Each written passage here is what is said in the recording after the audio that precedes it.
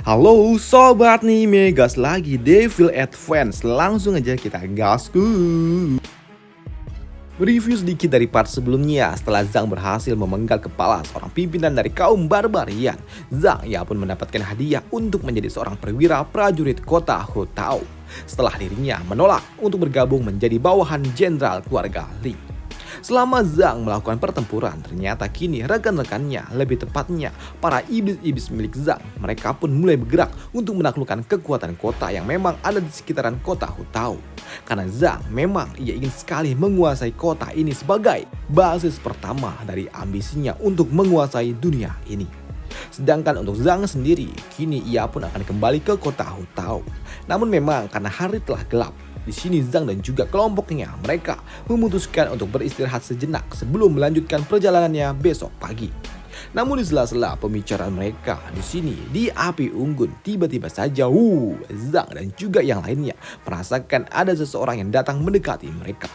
Dan ternyata hal itu dilakukan oleh sekelompok lainnya pula yang berujar, hari ini cukup berangin, kita butuh tempat untuk dapat bernaung, mari kita pinjam sedikit tempat ini. Dan ternyata yang berbicara itu adalah seorang gadis dari kaum barbarian. Ia datang bersama dengan dua orang anak kecil dan juga dua orang pengawalnya. Ya, kini kelompok barbarian itu, ya mereka memang tidak satu api unggun bersama Zhang, tapi mereka membuat api unggun tepat di sebelah kelompoknya Zhang. Namun kini gadis misterius itu ia juga berdiri dan melemparkan sekantong air kepada Zhang. Dan itu juga membuat Zhang ia berujar, udara di tempat ini cukup dingin. Dan saat ini tenggorokanku juga sedikit sakit, jadi aku tidak dapat meminum sesuatu, sambut dari Zhang. Sedangkan di dalam hati, mereka ini adalah kaum barbarian dan siapa yang tahu kalau air yang akan mereka berikan itu ada racun di dalamnya. Dan seharusnya jika kau memang ingin memberikan seseorang air, kau harus meminumnya dulu untuk dapat membuktikan kalau air itu bersih. Namun di sini guys, barbarian itu ternyata melakukan apa yang ada di pikiran Zhang. Ia kini mengambil air itu dan juga meminumnya. Dan ia juga berujar, aku adalah ketua dari kaum barbarian Royal Hall. Dan untuk dua anak kecil yang bersamaku ini adalah cucu dari kepala suku Sutao. Dan aku telah berpergian dari Royal Hall hanya untuk menyelamatkan mereka. Hei, mendengar hal itu membuat Zhang dan juga kelompoknya mereka pun paham kalau gadis yang ada di depannya ini ternyata masih satu kelompok dengan kelompok barbarian yang sebelumnya mereka lawan. Maka dari itu di sini Zhang ia pun langsung menyiapkan pedang yang ada di belakang tubuhnya jika saja terjadi sesuatu yang memang tidak diinginkan. Ya, suku Sutao adalah suku barbarian yang sebelumnya kami lawan dan sekarang kami benar-benar kembali bertemu dengan musuh. Namun tiba-tiba saja gadis itu ia pun berdiri dan kuda yang kau punya memiliki tanda simbol keluarga Li. Berarti ya kalian adalah bagian dari keluarga Li. Dan kau mendapatkan kuda dari mereka, sudah pasti kau melakukan sesuatu yang sangat luar biasa untuk mereka. Dan kini kau berniat menginterogasi kami rupanya. Hei, mendengar hal itu membuat Zhang yang berujar, tunggu, kupikir ada kesalahpahaman. Apa? Salah paham katamu? Tidak.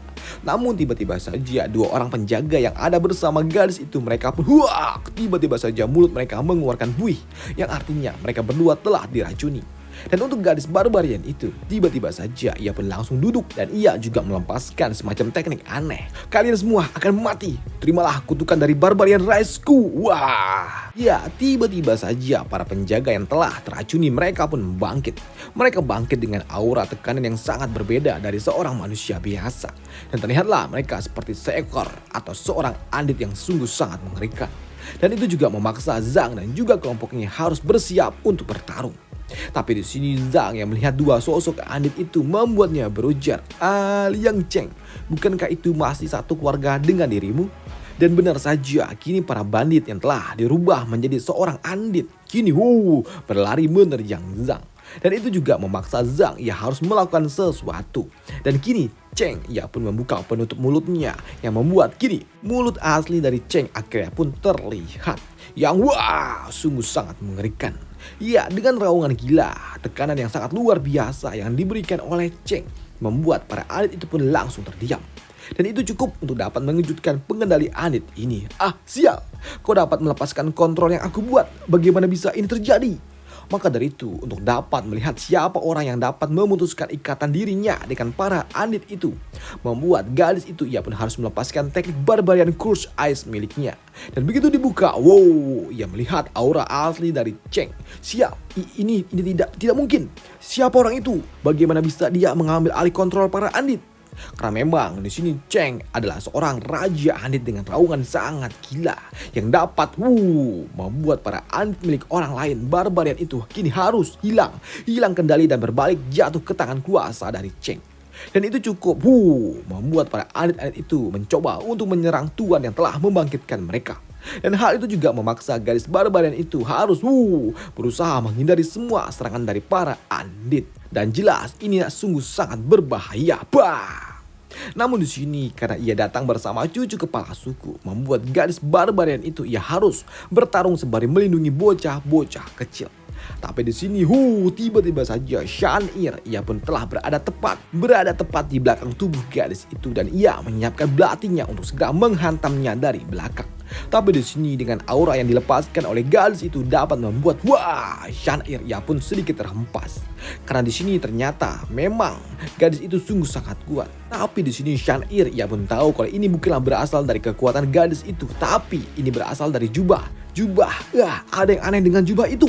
Tapi di sini Shan'ir ia pun juga tahu kalau gadis itu mencoba untuk kabur. Maka dari itu kau pikir kau bisa kabur dari diriku? Namun untuk gadis Barbarian itu sembari terus berlari menggendong bocah-bocah, ia pun berlari ke arah Zhang. Karena ternyata di sini Zhang ia sengaja berdiri tepat di barisan paling belakang untuk mengantisipasi jika memang gadis itu mencoba untuk kabur. Namun untuk Zhang sendiri, sial, aku hanya berpura-pura untuk menutup jalan keluar dan aku tidak menduga kalau ternyata ia malah beneran datang ke arah diriku. Baiklah, kau pikir ini cukup untuk dapat menghentikannya? Ujar Zhang sembari melayangkan pedangnya ke arah lawannya. Tapi di sini melihat pedang itu datang ke arah dirinya dengan sangat cepat, membuat gadis Barbarian itu ia pun melemparkan seorang gadis kecil ke arah pedang yang dihunuskan oleh Zhang. Dan hal itu memaksa Zhang yang melihatnya. Ia pun sungguh sangat syok dan harus memutar pedangnya dengan sangat cepat ke bagian area tumpul untuk menghajar bocah kecil itu. Namun bersamaan dengan itu juga kini Zhang ia pun dapat kehilangan nyawanya. Tapi beruntung tekanan yang dilepaskan oleh gadis Barbarian itu tidak cukup untuk dapat membuat Zhang kehilangan kepala. Karena di sini genggaman daya tolak yang dilepaskan oleh Zhang sungguh sangat kuat. Ditambah kini gadis Barbarian itu ia tidak lagi memiliki banyak opsi. Melihat di belakang tubuhnya dua Undead yang telah dibangkitkan olehnya dan dikendalikan oleh Cheng datang menerjang ke arah dirinya dan itu memaksanya terjadilah suatu benturan. Tapi sayangnya serangan para Undead itu gagal mengenai gadis Barbarian itu. Karena di sini gadis Barbarian itu dapat melompat ke udara. Tapi dari balik lompatan gadis itu, di sini Shan'ir ia pun melakukan hal yang sama yang langsung menghajar gadis Barbarian itu dengan menggunakan belati yang ia miliki. Ya, setelah terkena serangan assassin dari Shan'ir, di sini gadis Barbarian itu ia masih sempat untuk mencoba melarikan diri. Dan hal itu membuat bocah Shan ia berujar, "Hei, kau pikir kau bisa kabur?" Namun begitu Shan'ir mencoba untuk mengejar gadis itu, di sini Cheng ia berujar, "Hentikan, jangan kejar dia. Ini sungguh sangat sulit bagi diriku setelah aku mengendalikan dua zombie itu. Aku tidak lagi dapat memiliki tenaga untuk dapat bertarung. Jika kau mengejarnya, maka siapa yang akan melindungi Tuan?" ujar dari Cheng. Ya, di sini Shan'ir ia pun paham. Di sini Shan'ir ia juga memuji Zhang yang berani melakukan aksi yang cepat. Sungguh sangat luar biasa. Tuan, wawasan Anda sungguh sangat luar biasa. Dapat memprediksi situasi di dalam pertarungan dan Anda dapat membaca kemana dia akan pergi. Aku sangat menghormatimu. Ya, terima kasih. Tapi tetap saja aku gagal untuk dapat menghentikannya. Tapi aku tahu belatimu itu beracun, ya kan? Ya Tuan, Anda benar. Dan benar saja untuk gadis Barbarian itu, setelah ia berhasil kabur dari Zhang dan juga kelompoknya, ia pun harus tertatih-tatih dalam usahanya melarikan diri. Dan ia juga menyadari kalau ada yang aneh dengan tubuhnya. Sial, belati ini sepertinya racun. Sial, misiku, aku harus menyelesaikan misi ini. Namun tak lama setelah gadis itu melarikan diri, gadis Barbarian itu ia pun ditemukan oleh sekelompok kecil dari suku Barbarian lainnya pula yang berujar, "Nona, apa yang kau lakukan di tempat ini? Dan apa yang terjadi kepada Tuan Muda?" ujar salah satu anggota dari kaum Barbarian lainnya. Namun untuk gadis barbarian ini, bukannya menjawab pertanyaan dari rekannya, ia malah berujar, "Di mana? Di mana pimpinan kalian? Cepat katakan kepadanya untuk segera mengumpulkan pasukan secepatnya. Pasukan milik warga Li, iya, ada di ujung sana dan banyak sekali. Cepat singkirkan mereka." Ya, mendapatkan perintah itu membuat kini orang-orang anggota kaum barbarian itu mereka pun segera pergi untuk mencari bala bantuan. Sedangkan untuk gadis barbarian itu, ia kini hanya berdua saja dengan seorang pria giant. Dan pria giant itu ternyata adalah salah satu anggota milik Zhang, yaitu Ali. Namun di sini melihat Ali terdiam memperhatikan belati yang ada di belakang tubuhnya, membuatnya bertanya, "Hei, apa yang kau lihat?" "Ya, yang kulihat jelas adalah kau," ujar Ali sembari mengeluarkan kampak godam miliknya. Dan beberapa saat kemudian Ali ia pun datang mendekati Zhang dan juga rekannya. Di tempat ini Zhang ia bertanya, "Hei, kau menghajarnya setelah kau melihat belati milik Shan'ir, bukan?" "Ya Tuan, aku sudah melihat belati itu selama setengah tahun. Jadi tentu saja aku mengetahuinya." "Ah, baiklah, lantas apakah kau menghajar wanita itu?" "Ya," sambut dari Ali. Di sini Zhang juga berujar, "Aku tidak menyangka kalau karavan yang diikuti oleh Ali ternyata adalah karavan milik kaum barbarian. Dan kini karena musuh mereka telah mati, Zhang dan juga yang lainnya mereka pun akan segera kembali pulang." Sedangkan di sisi lain saat ini di kantor pusat kota, saat ini seorang pejabat kota ia pun bertanya tentang bagaimana perkembangan peperangan yang ada di utara. Di sini pejabat kota pun mendapatkan informasi dari salah seorang pelayan kalau peperangan berjalan dengan lancar dan kemenangan ini didapat oleh pasukan yang dipimpin oleh Jenderal Li. Dan mereka juga mendapatkan informasi kalau terdapatlah seorang pria bernama Zhang yang telah memberikan kontribusi yang sungguh sangat luar biasa dan layak untuk mendapatkan hadiah. Namun di sini pejabat kota tersebut sedikit tidak menyukainya. Apa-apaan itu? Orang itu hanyalah rakyat jelata dan memberikannya 300 pasukan yang akan bekerja di bawahnya. Itu sungguh sangat berlebihan. Namun si kamper tua ini akan sangat senang mengakui Zhang kalau Zhang berani melakukan pemberontakan. Sedangkan untuk Zhang sendiri saat ini ia pun kembali ke penginapan dan ia sungguh sangat shock karena ia tidak dapat menemukan apapun di tempat ini. Namun tak lama setelah kedatangan Zhang, di sini muncullah nenek-nenek tua yang berujar, "Tuan, apakah kau telah kembali?" Ya, melihat nenek-nenek tua berlari datang ke arah dirinya sempat membuat Zhang berpikir yang tidak baik. Dan ia juga bertanya, "Ada apa? Apa yang telah terjadi?" Tidak ada Tuan. Nona dan yang lainnya mereka baru saja membeli sebuah rumah baru dan ia meminta kepada orang tua ini untuk tinggal di tempat ini berjaga-jaga kalau Tuan kembali. Dan karena mereka sudah mendapatkan banyak sekali uang, jadi mereka memutuskan untuk membeli rumah baru yang memang lebih besar lagi Tuan, ujar si nenek tua ini. Sedangkan di sisi lain saat ini Ming, Blind Man dan juga gadis duhai Nian, mereka pun sedang bersantuy di ruang pertemuan. Dan di sela-sela pembicaraan soal bisnis untuk dapat mengumpulkan banyak uang, di sini gadis Nian begitu senang ketika ia mendengar kalau "Nona, Tuan telah kembali." Ya, Nian begitu senang mendengar kalau Zhang telah kembali. Ya, selama Zhang membersihkan diri dibantu oleh para pelayan yang memang duhai dan mantap. Waduh. Di sini di ruang makan, di sini para iblis milik Zhang mereka pun melakukan pembicaraan kecil tentang rencana kedepannya yaitu menguasai kota Hutao ini. Namun sebelum menjalankan rencana itu, di sini Blind Man yang berujar kalau rencana ini akan dijalankan nanti setelah mendapatkan persetujuan dari Zhang. Dan tak lama setelahnya Zhang pun datang. Ya, setelah kedatangan Zhang di sini bocah Shan'ir ia pun bercerita tentang peristiwa yang ada di medan perang dan ia juga menceritakan tentang hebatnya Zhang di dalam pertempuran. Dan itu sungguh sangat luar biasa bagi gadis Nian yang mendengarnya. Seperti yang diharapkan dari Tuan, ia sungguh sangat luar biasa.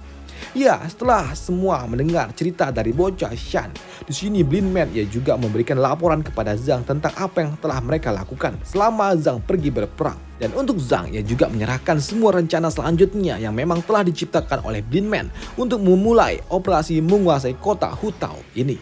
Blind Man, kota Hutao ini adalah pemberhentian pertama kita dan aku menyerahkan semuanya kepada dirimu untuk mengurusnya. Selain itu, di sini bocah Cheng ia juga berujar kalau Zhang akan menjadi perwira militer di kota ini. Dan Zhang juga akan mendapatkan bawahan sebanyak 300 anggota yang akan bekerja di bawah Zhang secara langsung. Mendengar hal itu, di sini Blind Man ia berujar kalau tambahan pasukan itu akan dapat membantu usaha mereka dalam menguasai kota ini. Dan untuk terus menjalankan rencananya dalam menguasai kota, Blind Man ia meminta kepada bocah Shan'ir dan juga pria besar Ali untuk segera pergi mencari dukungan. Sedangkan untuk gadis buah Nian, ia akan pergi melatih para rekrutan baru itu. Sedangkan untuk Cheng, ia meminta agar Cheng berlatih bersama Zhang sebelum mereka pergi menuju kota Yamen. Karena memang Zhang dan juga Cheng akan pergi menuju kota Yamen untuk urusan politik. Ya, melihat rekan-rekannya mendapatkan misi membuat Ah Ming, ia bertanya, "Hei, lantas apa tugasku?" "Hah? Tugasmu?" "Ya, tugasmu lah yang paling penting. Karena memang untuk menghidupi 300 kavaleri itu membutuhkan banyak sekali uang. Maka dari itu, tugasmu adalah mencari mangsa." Ya, maksudnya jadi Kang Begal. Waduh. Dan selesailah alur cerita dari Devil Advent di sini dulu, dan sampai jumpa di part selanjutnya. Di mana di part selanjutnya mereka semua akan pergi melakukan penculikan dan terjadilah kembali pertarungan, dan tentunya sampai jumpa di part selanjutnya. Bye. Waduh.